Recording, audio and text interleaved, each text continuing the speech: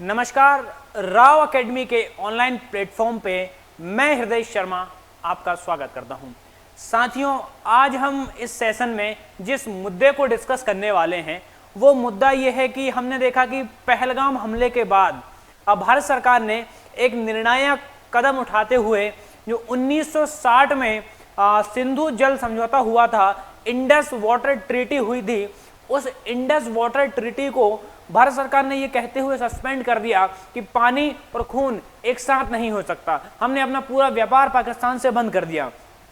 तो आज उसी मुद्दे को हम साथ साझा कर रहे हैं कि भैया उस इंडस वाटर ट्रीटी को लेकर के पाकिस्तान की ओर से अलग अलग प्रकार की धमकियां आ रही हैं, देंगे अलग अलग प्रकार की न्यूक्लियर फोड़ देंगे, आधे एशिया को ले डूबेंगे, आधी दुनिया को तबाह कर देंगे, इस प्रकार की कुछ धमकियां आ रही। और ऐसा लग रहा है जब वो धमकियां देते हैं कि कोई चींटी जो है पहाड़ को उठाने का प्रयास कर रही है। तुम में अगर थोड़ा सा भी बुद्धि है, तर्क है, तथ्यों पे बात करोगे तो ये समझ पाओगे।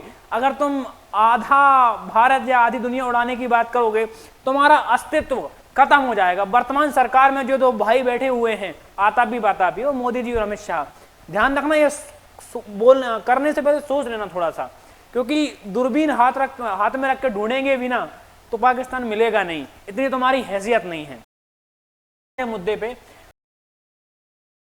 तो सिंधु जल तरह तरह प्रकार से आ रही हैं। पाकिस्तान में इस समय हो गए हैं वो पे जाकर उन्होंने बोला कि हम आधी एशिया को खत्म कर देंगे, आधी दुनिया को खत्म कर देंगे। इंडस वाटर को रोकने के लिए अगर भारत कोई डैम बनाएगा तो उस डैम पर हम 10 मिसाइलें मार देंगे, उसको फोड़ देंगे। तो क्या आसान है ये? तो आज इसी मुद्दे पे चर्चा करेंगे। साथ में एक और चर्चा करेंगे कि पाकिस्तान ने हाल ही में जो भारतीय राजदूत, जो इंडियन डिप्लोमेट्स पाकिस्तान में लाहौर में हम बोले भारतीय दूतावास में हैं, तो वहां पे पाकिस्तान ने उस भारतीय दूतावास में विद्यमान भारतीय राजदूतों के लिए कुछ सुविधाओं पे प्रतिबंध लगा दिया, जैसे अखबार नहीं मिलेगा, पानी, बिजली, गैस सिलेंडर, इन चीजों की सप्लाई पे प्रतिबंध लगा दिया है। तो कहीं ना कहीं भारत सरकार ये भी कह रही है कि पाकिस्तान ने जो वियना कॉन्फ्रेंस हुआ है 1961 वाला, उसका उल्लंघन किया है। तो इन मुद्दों पर चर्चा करेंगे। और साथ में आपने एक और न्यूज सुनी होगी अभी कि भारत, इंडिया और जो पाकिस्तान है, उस पाकिस्तान की हम बोले नेवी ने इंडियन ओशियन में 60 नॉटिकल मील की दूरी पे क्या किया हुआ है, एक साथ लगभग सेम टाइम पे युद्धाभ्यास किया हुआ है। आप देखेंगे भारत के जो इस समय आर्मी चीफ हैं, जो मध्य प्रदेश की गौरवमयी धरती से आते हैं, जनरल उपेंद्र द्विवेदी, उन्होंने भी ये संकेत हम बोले साफ साफ बोला है कि भारत को जल्दी ही अगले युद्ध के लिए तैयार होना पड़ेगा और बहुत जल्दी अगला युद्ध होने वाला है। तो क्या ये समीकरण एक ऐसी दिशा में जा रहे हैं कि भारत को किसी एक नए युद्ध की तरफ ले जा रहे हैं? क्या अमेरिका ने, हमने देखा भारत पे 50% टैरिफ लगाया, इसके बाद हमने देखा अमेरिका भारत से चिढ़ा हुआ है। तो जैसे ही अमेरिका चिढ़ा हुआ है तो भारत को चिढ़ाने के लिए पाकिस्तान को सपोर्ट कर रहा है, खुला समर्थन दे रहा है। आप देखोगे चाहे तेल का मुद्दा हो कि बोले हम ऐसा समय लेके आएंगे कि पाकिस्तान जो है भारत को तेल सप्लाई करेगा। 2 महीने के अंदर पाकिस्तान के आर्मी चीफ को उन्होंने अपने यहाँ इनवाइट किया। तो आप देखो क्रिप्टो के लिए बहुत सारी चीजें पाकिस्तान को सपोर्ट कर रहा है अमेरिका। तो भारत से कहीं ना कहीं खुन्नस निकालने के लिए जो पाकिस्तान है, अमेरिका है, पाकिस्तान को सपोर्ट कर रहा है। तो आज के सेशन में हम उन्हीं जो मुद्दे हैं उन पर क्या करेंगे, डिस्कस करेंगे कि क्या समीकरण बन रहे हैं, क्या एक नए युद्ध की भारत में आहट सुनाई दे रही है, इन सारी चीजों को समझने का प्रयास करेंगे। आपने देखा कि ये ट्रंप महाशय ने भारत पे जो है 50% टैरिफ लगाया।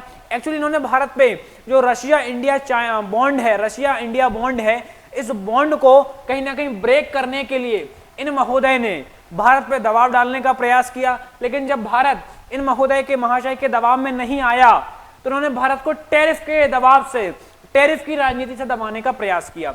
और जब 50% टैरिफ से भी भारत सरकार ने झुकने से इनकार कर दिया, जीएम फसलों को भारत में प्रवेश से इनकार कर दिया, नॉनवेज मिल्क को भारत में प्रवेश से इनकार कर दिया, तो ऐसी विषम परिस्थितियों में अब ये भारत को झुकाने का, चिढ़ाने का प्रयास। अब भारत का दुश्मन चाइना है और पाकिस्तान है।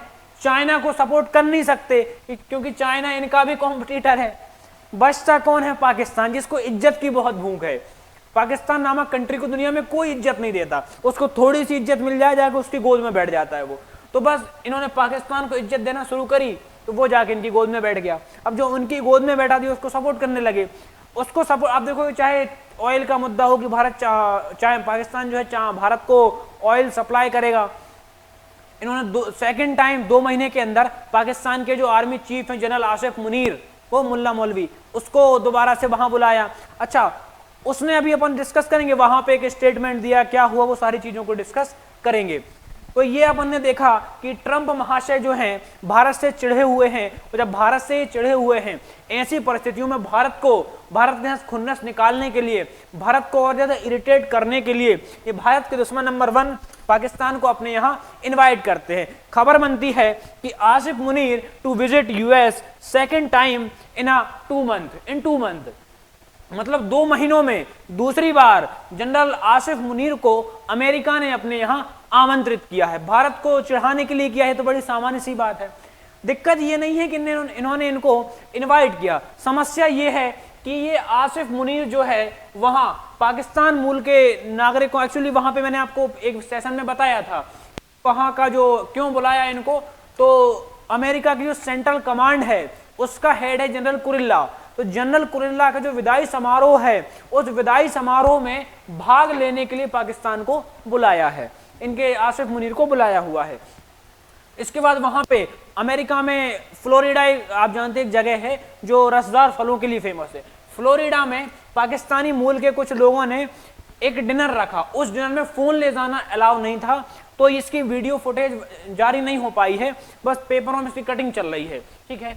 तो वहां पे इन्होंने उस डिनर पार्टी में इनसे बोलने को कहा गया, तो इन्होंने ऑपरेशन सिंदूर पे बोला। उसके बाद जो इंडस वाटर ट्रीटी जो हम बोले भारत सरकार ने सस्पेंड की हुई है, उस पे उन्होंने बोलते हुए कहा कि जो भारत का सिंधु जल समझौता है या सिंधु का पानी है, बोले वो अकेला भारत का नहीं है, उस पे हमारा भी हक है।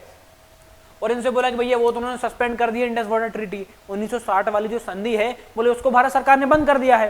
तो बोले अगर ये सिंधु जल को रोक देंगे और वहां सिंधु नदी पे बांध बना करके पाकिस्तान के हिस्से का पानी रोक देंगे, तो बोले हम उस पे 10 मिसाइलें मार करके क्या कर देंगे, उस बांध को तबाह कर देंगे। ऐसा ये महाशय कह रहे हैं, तुम 10 मिसाइलें मार दोगे, हलवा है कि दोनों लेके लपक लो। तो इन्होंने कहा 10 मिसाइलें मार के हम उस वाटर ट्रीटी को सस्पेंड कर देंगे। इसके बाद उन्होंने कहा कि अगर ऐसी परिस्थितियां उत्पन्न हो रही हैं कि पाकिस्तान का अस्तित्व जो है खतरे में आएगा, तो ऐसी स्थिति में हम न्यूक्लियर क्या करेंगे, अटैक करेंगे। और अगर हमारा अस्तित्व खतरे में आएगा तो उस न्यूक्लियर अटैक में कोई एक देश जद में नहीं आएगा, आधी दुनिया को ले डूबेंगे। मतलब इनको ये तो श्योर हैं कि अगर युद्ध हुआ तो हम तो डूबेंगे ही, ये तो श्योर हैं। इन्होंने एग्जाम्पल देते हुए ये भी कहा है कि भैया ध्यान रखना, पाकिस्तान जो है रेत से भरा हुआ एक डंपर है और भारत जो है चमचमाती सफारी है। तो बोले अगर सफारी कार जो है उससे डंपर से टकराएगी तो सफारी को नष्ट होगा, सफारी कार जो है वो नष्ट हो जाएगी। तो कुल मिलाकर तुमने मान ही लिया कि तुम एक प्रकार के डंपर हो। चलो, इन्होंने ये एक स्टेटमेंट दिया, इस पे भारत सरकार ने ऑफिशियल प्रतिक्रिया दी है, उसको भी देखेंगे। तो आसिफ मुनीर जो है इंडिया न्यूक्लियर, इन्होंने धमकी दी है। क्या धमकी दी है कि will take half the world off down, मतलब हम आधी दुनिया को अपने, अगर पाकिस्तान के अस्तित्व पे बात आई तो आधी दुनिया को क्या करेंगे, ले डूबेंगे, ऐसा इन्होंने कहा है। अच्छा, आपने एक और चीज जो देखी होगी, जब ऑपरेशन सिंदूर हुआ था तो ऑपरेशन सिंदूर के टाइम पे जो भारत सरकार है, भारत सरकार के समर्थन में भारत के एक बहुत फेमस उद्योगपति हैं, कौन, आपने नाम सुना होगा, पूरी दुनिया इनसे परिचित है, मुकेश अंबानी। तो जो मुकेश अंबानी है, इन मुकेश अंबानी महाशय ने एक ट्वीट किया था कि भैया ऐसी संकट की घड़ी में जब देश पे एक हमला हुआ है, ऐसी स्थिति में मैं पूरी तरीके से भारत सरकार के और भारतीयों के साथ हूं। ये किसने बोला था, अंबानी जी ने बोला था। तो इन आसिफ मुनीर ने इस बार अंबानी जी को इनको धमकी दी है कि कुछ लोग वहां के जो हैं बोले बहुत सरकार का समर्थन कर रहे हैं, बोले हम समय आने पर उनको भी देख लेंगे। और आप देखोगे मुकेश अंबानी की रिलायंस की जो इनका उद्योग रिलायंस इंडस्ट्री के नाम से जाना जाता है अंबानी जी का, तो इनका जो उद्योग है आप देखोगे जामनगर तेल रिफाइनरी, कहाँ की, जो जामनगर की तेल रिफाइनरी है, दुनिया की सबसे बड़ी तेल रिफाइनरियों में शामिल होती है। तो पाकिस्तान ने इन्होंने आसिफ मुनीर ने धमकी दी है कि इस बार जामनगर जो तेल रिफाइनरी है गुजरात वाली, बोले उसको नष्ट कर देंगे हम बम से। अच्छा, अब आपको याद होगा पहलगाम हमले से पहले भी इन्होंने एक भाषण में कहा था, जहर कुल मिला के उगला था कि जो हिंदू हैं, जो टू नेशन थ्योरी है बिल्कुल सही है, हिंदू मुसलमानों से बिल्कुल अलग हैं, मुसलमान और हिंदू एक साथ रह ही नहीं सकते, तो धर्म के आधार पर बांटने का प्रयास किया था। अच्छा, उसके बाद धर्म पूछ के पहलगाम अटैक हुआ, समझ रहे हो। तो कुल मिला के क्या यहां भी अंबानी पे कोई अटैक करने की या जामनगर तेल रिफाइनरी पे कोई अटैक करने की इनकी साजिश चल रही है, तो भारत सरकार ये थोड़ा सा संज्ञान में ले, ठीक है। तो इस प्रकार से इन्होंने धमकी देने का प्रयास किया और भारत सरकार ने इस पे अपनी आपत्ति जताते हुए क्लियर कट कहा है कि भैया जो धमकी देने की या न्यूक्लियर अटैक करने की जो बात है, पहली बात तो ये कि हम किसी भी प्रकार के न्यूक्लियर ब्लैकमेल से नहीं डरेंगे या उसके आगे नहीं झुकेंगे। ये भारत सरकार के विदेश मंत्रालय की ऑफिशियल प्रतिक्रिया है कि हम किसी भी प्रकार की न्यूक्लियर ब्लैकमेल से झुकेंगे नहीं। दूसरी बात यह है कि धमकी देना इनकी पुरानी आदत है। तीसरी बात भारत सरकार ने यह कही है कि धमकी देना तो इनकी पुरानी आदत है, लेकिन यहाँ पे दुखद ये है कि जो धमकी दी गई है ये किसी मित्र देश की धरती से दी गई है, मतलब अमेरिका की धरती से धमकी भारत को मिलना ये कहीं ना कहीं दुखद है। अच्छा, एक तरफ आप देखोगे कि जो डोनाल्ड ट्रंप हैं मिस्टर पीस बन रहे हैं, नोबेल चाहिए इनको पीस का, दूसरी तरफ अपने देश में बुला करके न्यूक्लियर धमकी दे रहे हैं, आधी दुनिया को खत्म करवाने की धमकी दिलवा रहे हैं। तो कहीं ना कहीं इससे पाकिस्तान का तो दोगला चरित्र, इनका तो चरित्र है ही क्या, कुल मिला के अमेरिका का भी दोहरा चरित्र जो है बहुत उजागर दिखाई पड़ रहा है कि एक तरफ तो आप शांति के मसीहा बन रहे हो और दूसरी तरफ आप न्यूक्लियर एटॉमिक हम बोले थ्रेट दिलवा रहे हो। इन महोदय को बुलवा कर, महोदय क्या, इनको क्या इज्जत देनी। ये कहानी कहां से शुरू होती है, जब आप देखोगे कुल मिला, अच्छा पहलगाम अटैक हुआ उसके जस्ट 2 दिन बाद भारत सरकार ने, ये दो भाई हैं आतापी बातापी, मोदी जी और अमित शाह गृह मंत्री, इन दोनों ने क्या कर दिया या भारत सरकार ने क्या कर दिया, पहलगाम अटैक के बाद 1960 में, कब 1960 में सिंधु जल संधि जो हुई है, कौन सी सिंधु जल संधि, 1960 की सिंधु जल संधि को सस्पेंड कर दिया। और जब 1960 की सिंधु जल समझौते को रद्द किया तो वहां से पाकिस्तान बौखला चुका है। आपको पता है पाकिस्तान की आबादी 25 करोड़ के आसपास है और पूरा पाकिस्तान जो कंट्री है वो या तो सिंधु नदी के तट पे बसा हुआ है या सिंधु की सहायक नदियों के तट पे, मतलब पूरे पाकिस्तान की इकोनॉमी जो है, जीडीपी जो है, सिंधु नदी तंत्र पे डिपेंडेंट है। अभी तो ठीक है, खैर मानसून का सीजन चल रहा है तो उनको पानी की बहुत ज्यादा समस्या नहीं आ रही है, लेकिन जैसे बरसात खत्म होगी, सर्दियों का मौसम आएगा और सर्दियों के बाद गर्मियों का मौसम आएगा, ये लोग यहाँ अकाल पड़ जाएगा, यहाँ इनको मौत आ जाएगी सबको, समझ रहे हो ऐसी कंडीशन। तो अभी अब समय थोड़ा बीतने दो, गर्मियों का सीजन आने दो, इनको इनकी असली औकात पता चलेगी। तो जब भारत सरकार ने सिंधु जल समझौते को रद्द किया तब से इनकी अलग अलग लीडर्स जो हैं वो अलग अलग प्रकार की धमकियां भारत को देने का प्रयास कर रहे हैं। इसी क्रम में पाकिस्तान के field marshal general Asif Munir ने यह धमकी भारत को दी हुई है। तो आप देखोगे ये इंडस रिवर, आप जानते हो इंडस रिवर जो है तिब्बत से निकलती है, तिब्बत से निकल के भारत में प्रवेश करती है और भारत में प्रवेश करने के बाद पाकिस्तान में चिल्लर नामक जगह से पाकिस्तान में प्रवेश करेगी और पाकिस्तान से बहते हुए, आप समझो इतना सा तो ये पाकिस्तान है, यहां तक ये पाकिस्तान है। जब ये पाकिस्तान है तो इसके बीच से सिंधु नदी निकल रही है, ये तो इसकी आधा इधर कवर करती, आधी इकोनॉमी यहां कवर कर रही है, आधी इस साइड कर रही है, मतलब पाकिस्तान की जो इकोनॉमी है ये कुल मिलाकर सिंधु नदी पर डिपेंड है और भारत सरकार ने सिंधु का पानी रोक दिया है। अब भारत सरकार जो है सिंधु पे और सिंधु की जो सहायक नदियां हैं चिनाब, झेलम, रावी, सतलज, इन पे डैम बनाने का क्या कर रही है, विचार कर रही है। तो इसी के मुद्दे पर जनरल आसिफ मुनीर से पूछा था कि भैया भारत ने मान लो चिनाब पे, इस पे या जो अपनी सिंधु नदी है उस पे अगर डैम बना लिया, पानी रोक दिया तो आप क्या करोगे। ये महाशय बोले हम हर बांध पे 10-10 मिसाइलें मार देंगे और बांध को तोड़ देंगे। हलवा है मिसाइलें मार दोगे, तोड़ दोगे, कहां जाओगे फिर, जमीन में घुस जाओगे कि आसमान में चले जाओगे, कहां जाओगे बच करके, ठीक है।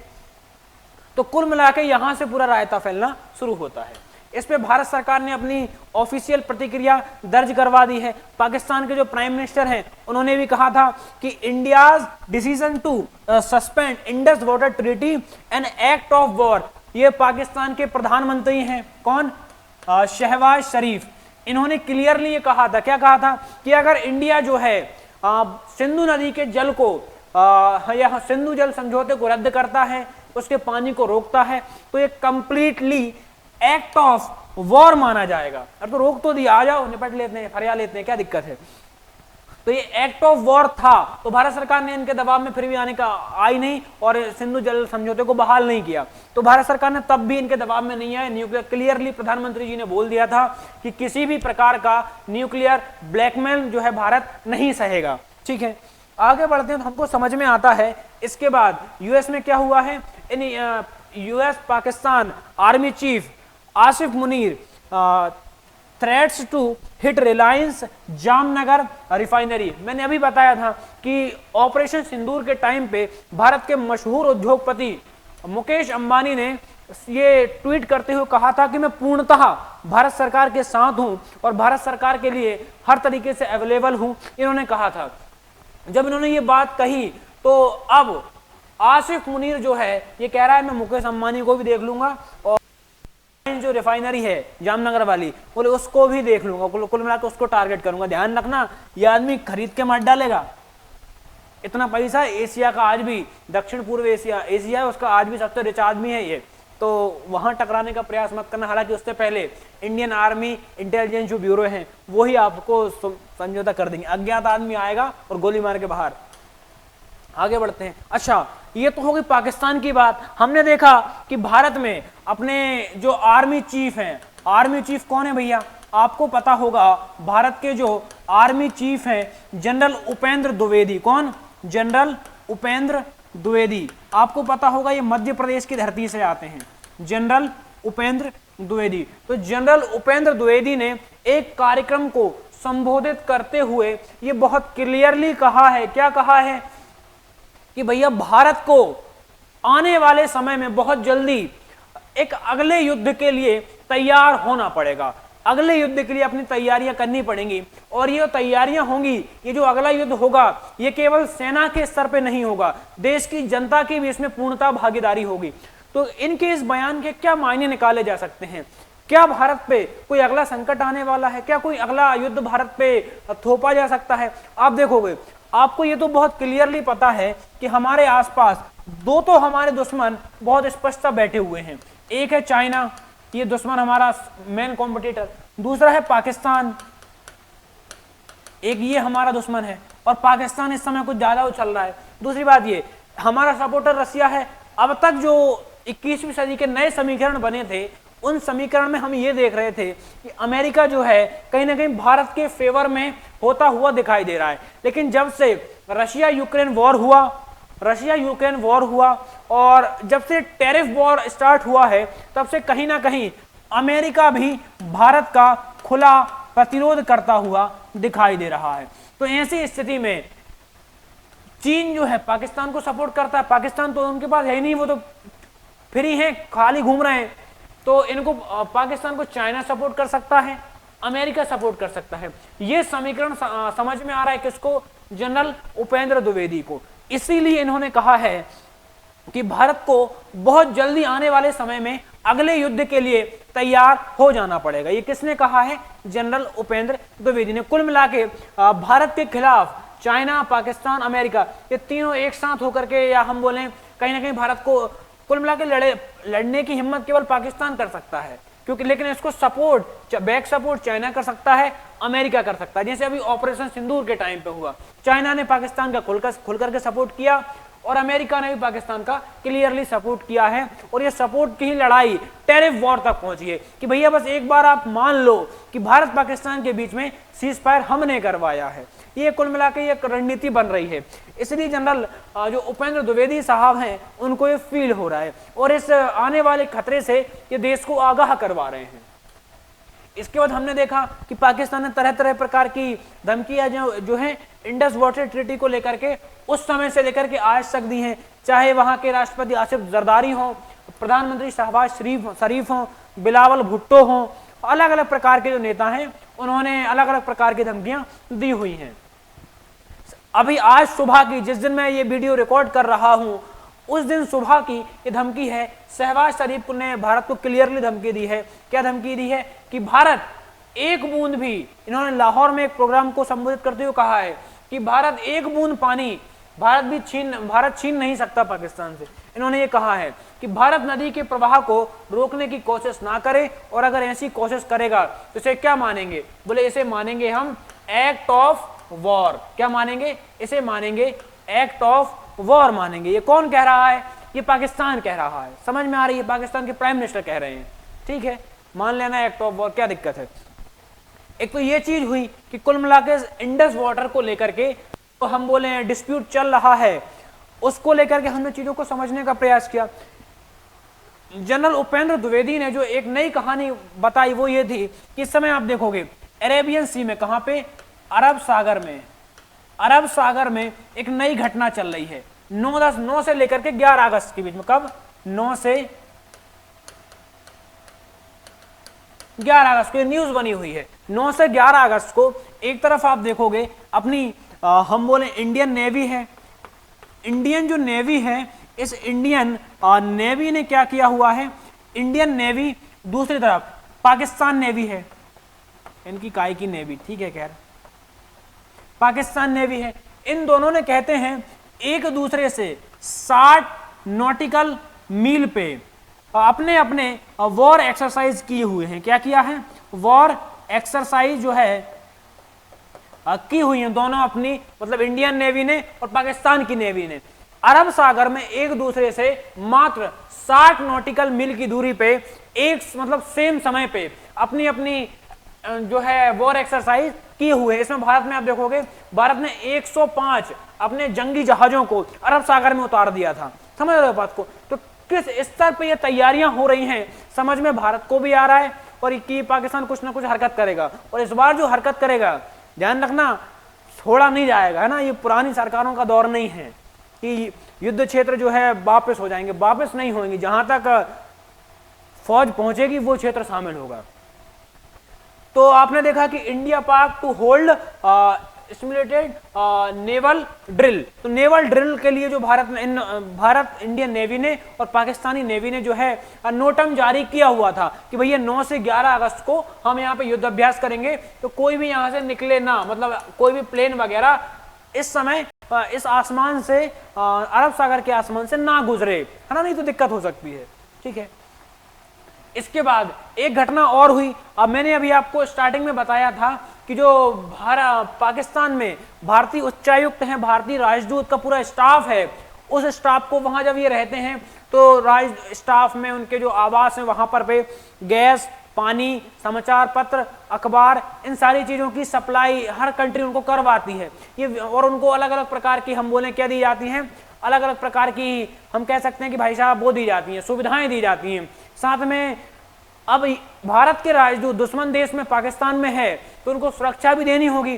तो 1961 में अलग अलग देशों के बीच में एक वियना संधि हुई थी, वियना कॉन्फ्रेंस हुआ था, ऑस्ट्रिया की राजधानी वियना है, तो वहां पे एक वियना संधि हुई थी 1961 में। उस संधि के तहत बहुत सारे हम बोले कि प्रावधान उसमें शामिल थे कि भैया ये सारी सुविधाएं अब दूसरे देश के राजदूत को दोगे, दूसरे देश के राजदूत जो है, जैसे भारत का राजदूत पाकिस्तान में है तो उसे पाकिस्तान की पुलिस अरेस्ट नहीं कर सकती, कोई दिक्कत केस करना है, कोई समस्या है, कंप्लेंट करनी है तो उस देश से करो या इंटरनेशनल कोर्ट में जाओ, तो इस प्रकार के उसमें प्रावधान थे।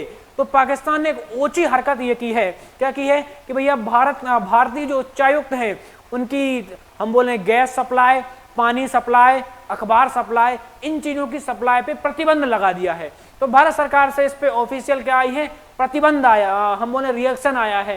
क्या रिएक्शन आया है कि भैया पाकिस्तान ने ओछी हरकत की है और ये कहीं ना कहीं जो वियना संधि है 1961 वाली, उस वियना कॉन्फ्रेंस का क्या है, उल्लंघन है। तो अब हम देखेंगे जो वियना संधि है वो क्या है, उस पर एक चर्चा करने का प्रयास करेंगे। ठीक है, तो देखिए क्या है भैया वियना संधि।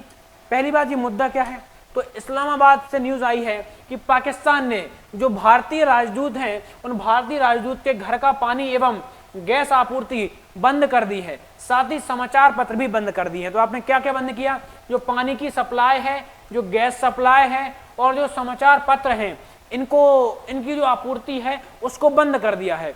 पाकिस्तान ने स्थानीय गैस सिलेंडर वितरकों, जो डिस्ट्रीब्यूटर हैं, उनसे क्लियरली कहा है कि जो भारतीय राजदूत हैं इन भारतीय राजदूतों को सिलेंडर ना दिया जाए, इन्हें सिलेंडर ना बेचा जाए। ये किसने कहा है? पाकिस्तान सरकार ने कहा है। इसे इन्होंने क्यों किया?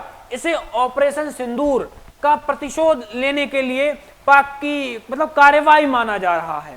ठीक है, इससे बदला पूरा हो जाएगा। ठीक है, पाकिस्तान की गुप्तचर संस्था ISI इन्होंने जो है ये षड्यंत्र रचा है और इसकी सिफारिश की है। इसमें और क्या हुआ? तो इसे भारत ने क्या माना है भैया? जो वियना संधि है, कौन सी? 1961 वाली वियना जो कॉन्फ्रेंस है, उस वियना कॉन्फ्रेंस का भारत सरकार ने इसे उल्लंघन बताया है। ठीक है, तो यहां से फिर एक तो सिंधु जल समझौते, अभी देखो कहानी किन मुद्दों पे भारत और पाकिस्तान के बीच तनाव चल रहा है।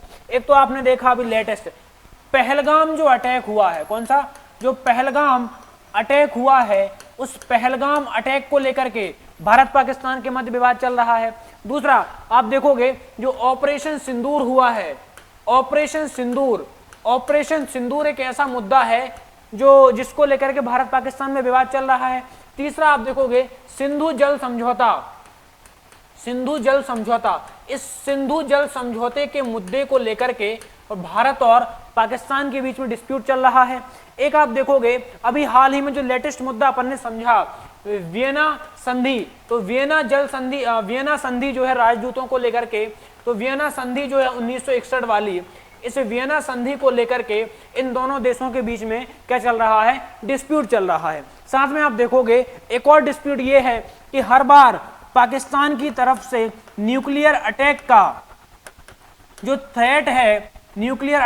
थ्रेट है, ये दिया जा रहा है। आप देखोगे एक और मुद्दा जो है वो ये है कि भारत में जो मशहूर उद्योगपति हैं मुकेश अंबानी, जो रिलायंस जामनगर तेल रिफाइनरी है, इसको धमकी दी गई है कि हम इनको देख लेंगे। तो इस प्रकार के जो कुछ मुद्दे अभी के समीकरण में, अभी के टाइम पे बन रहे हैं भारत और पाकिस्तान के एक दूसरे के सामने आने के लिए, वो ये मुद्दे हैं। क्या मुद्दे हैं?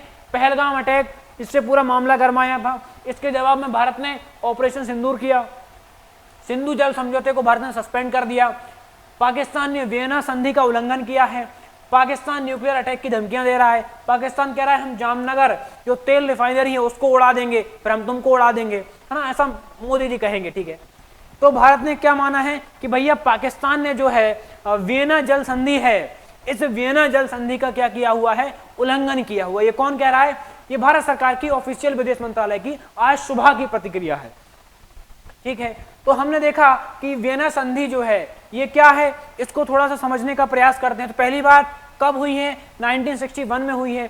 तो 1961 की वियना संधि, जिसे राजनयिक संबंधों पर वियना कन्वेंशन, वियना सम्मेलन भी कहा जाता है, एक अंतरराष्ट्रीय संधि है जो देशों के बीच में, जो अलग अलग हर एक देश में एक दूसरे देश के राजनयिक जाते हैं उनकी सुरक्षा के लिए है।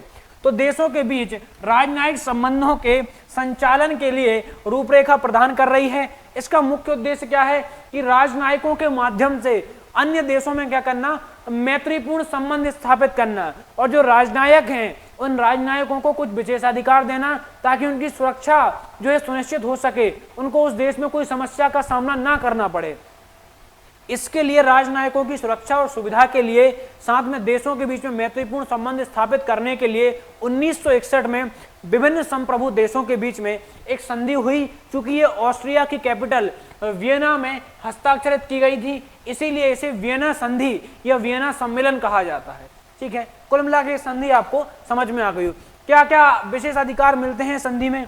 तो इसके तहत मेजबान देश, मेजबान मतलब जैसे भारत का राजदूत पाकिस्तान में, तो पाकिस्तान मेजबान है, तो इस संधि के तहत मेजबान देश अपने यहाँ रहने वाले दूसरे देश के जो डिप्लोमेट्स हैं उनको खास दर्जा देता है ताकि उनकी सुविधाएं और सुरक्षा उनको मुहैया कराई जा सके। हर देश देता है, भारत भी देता है, भारत में चाइनीज डिप्लोमेट हैं उनको भी देता है। ठीक है, इस संधि का जो ड्राफ्ट है किसने बनाया था? इंटरनेशनल लॉ ऑफ कमीशन ने तैयार किया था, और ये संधि 1964 से लागू हुई, मतलब 1961 में हस्ताक्षर हुए, 1964 में ये लागू हुई। 2017 में इस संधि में कुल 191 देशों ने इस पर दस्तखत कर दिए थे, और इस संधि के तहत कुल हम बोले कितने?